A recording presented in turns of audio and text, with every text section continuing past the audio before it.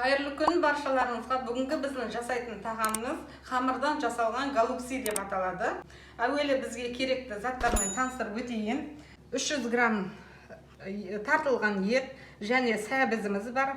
Сосын кейін жұмыртқамызды қамырға қосатын боламыз. Сосын күрішімді суға салып дайындап қойдым. Және картопымды ашып суға салып дайындадым. Сонымен қатар жаңағы дәмдеуіштерді, сосын пиязымызды турап дайындап қойдым. Ал енді бісміллә деп мен мына жерде 200 грамм ұнымды дайындап қойдым. Осы ұнға бір жұмыртқамызды жарып, тұз қосылған суымызды құйып, қамыр елейтін боламыз. Ал бісміллә.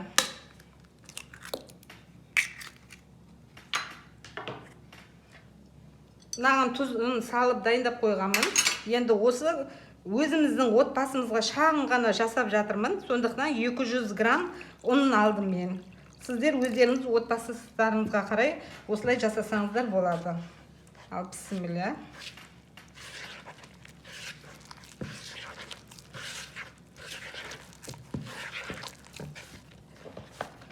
Міне қамырымызды осылай илеп дайындап қойдым. Айналасын бәрін жинап алайық. Содан кейін қазір енді тағы да осы жерде біраз иле жіберейік. Сонда иіні қандырып 10 минутқа қойып қоямыз. Енді 10 минутқа демалдырамыз деп айттым. Осындай ыдыс бар. Сонымен салып қоясыздар. Бол, сосын демалады. Енді міне пиязымызды турап дайындап қойдым. Сосын фаршымды бағана айттым сіздерге дайындап қойдым деп. Енді мына қазір мен күрішті суға салып қойдым. Тағы бір жуып, тазартып алып келіп, осы фаршқа қосатын боламын. Міне күрішімізді жуып дайындап алып келдім. Осыны қосамыз. Қосып болғаннан кейін пиязын саламыз. Сосын пияздан кейін дәмдеуіштерді салып, дәмін келтіріп дайындап қоямыз. Мына жерде енді мен жарысын ғана қосайын. Жарысын жаңағы подлив сияқты қылып жасайын. Соған көрсететін боламын қазір. Осылай енді бұны фаршыға дайындап жатырмын. Бісміллә.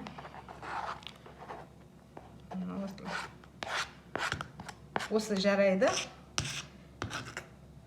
Енді бұған кішкене тұз қосамыз.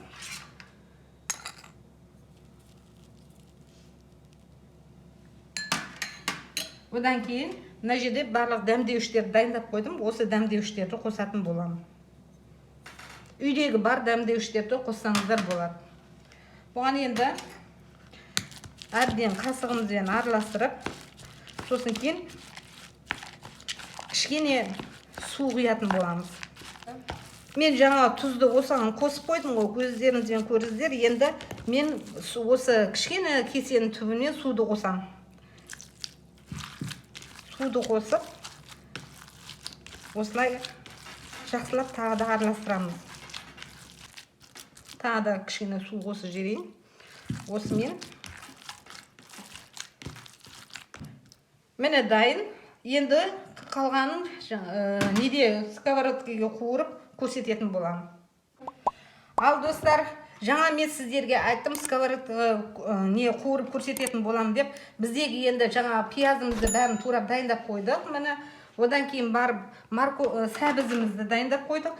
Енді мына қолымдағы картопты осыны жұқалап кесіп, соломка сияқты кесіп көрсетемін.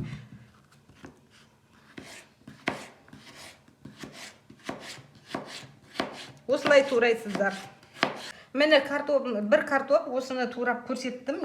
Енді мына жерде бір үлкен не болды менде, сәбіз болды.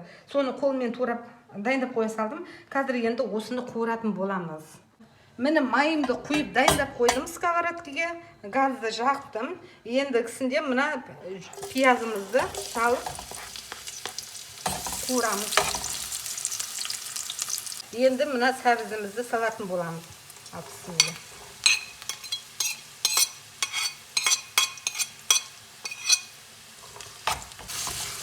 Енді осыған қазір дәмдеуіштер говядина бульон бар екен үйде.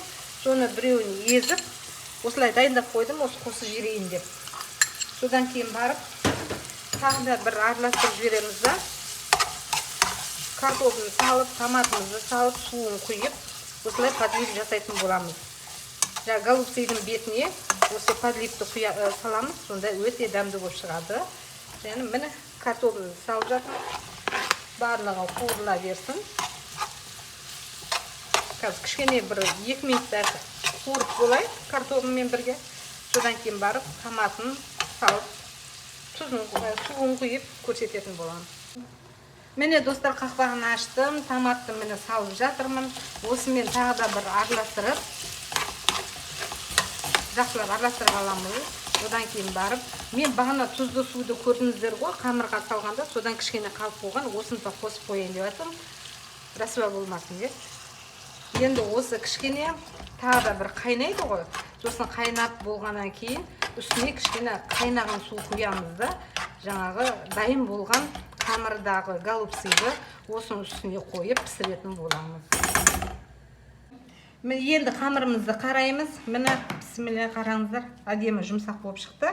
Енді осыны жаямыз. Негізі осылай нанды жаярдың алдында әбден осылай шеттерінен бастап теп-тегіс етіп, осылай нан қолдың күшімен басып алсаңыздар, нандарыңыз теп-тегіс болып, әдем болып жайылатын болады. Кейде нанның ортасы жұмсақ болады да, қамырдың ортасы жұмсақ болады, екі шеті қалың болып кетеді ғой. Сол үшін осындай шеттерінен бастап әбден басып алу керек. Сосын кейін оқтаудың екі шетімен жая беретін боласыздар.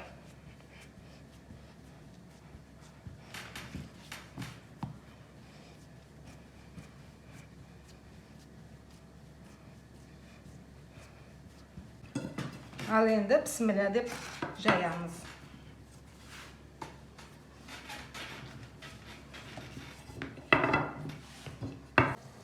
Енді достар, мына жерде бәрі қатты қайнап кетіп жатыр. Осыны енді газдың азырақ бөліміне ауыстыратын боламыз. Одан кейін үстіне суды құйып дайындап қояйын. Жаймен деп қайнай берсін. Енді осы қайнайып, біз жаңағы қамырын дайындап, голубцы сияқты жасағанша дайын болып тұрсын. Құйып қойдым. Міне достар, жайып болдым, тез-тез асығыс жайдым. Енді бізге мынандай кесе керек, я болмаса үйлеріңізде кесетін бір нәрсе болатын болса, осындай көлемде жаңа қамырымызды кесетін боламыз. Енді осылай қамырымызды кесіп, осылай дайындап қоямыз. Барлығын осылай кесіп, айналдыра кесіп шығасыздар. Міне қыздар, несін жаңағы салмасын салып, голубцы сияқты қызым жасап жатыр. Мен қолымнан келмес, шыны керек. Енді қызыма жасатып жатырмын. Бір әдемі формада шықпады да менікі. Енді қызыма айтып жатырмын, сен жасашы деп. Осылай жасап көрсетіп. Голубцы сияқты болғанда жаңағы ортасы ашық болу керек. Көбісі жаңағы болгарский перісті жемейді ғой, балғар бұрышын. Мынау қамырдан жасалғаннан кейін өзі әдемі және дәмді болып піседі. Жеп жатқанда, общем, жаңағы не болып, голубцы жеп жатырмын деп елестету керек қой. Көрсетіп жүр. Міне осылай шығу керек. Іші қуыс болып, осылай көрініп тұру керек. Әдемі шықты, Міне достар, түйіп болдық. Мынау менікі еді, мен дұрыс түйе алмадым. Қалған бәрін қызым түйіп берді. Енді осыны қазір қазанға салатын боламыз. Міне қазанымыз қайнап жатыр. Жай отқа қоямыз. Жай отқа қойып, осы немізді, голубцимізді саламыз. Ал бісміллә деп қосайын. Осылай. Осы буымен піседі. Сосын арасында нелері жаңағы сорпасы осы бататта, сосын кейін күріші де бәрі де пісіп болады. Енді арасына осылай кішкене қасықпен сорпасынан құйып қойыңыздар.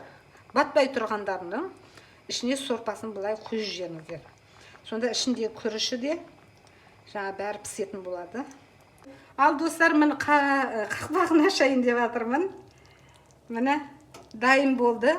Енді қазір осыны түсіріп сіздерге көрсететін боламын. Міне достар, дайын болды. Үстіне жаңа укропымды қостым. Осылай голубцийіміз, қамырдан жасалған голубцийіміз дайын болды. Сіздер бәрімізге ас болсын. Сіздер де осылай жасап көріңіздер. Сіздерге де ұнайды деген сенімдімін. Және де маған қолдау көрсетіп, лайк басып, комментарий жазып, жүрекшені аямай басып шертіп жіберіңіздерші. Міне дайындап қойған голубцийімнің ішін көрсетейін.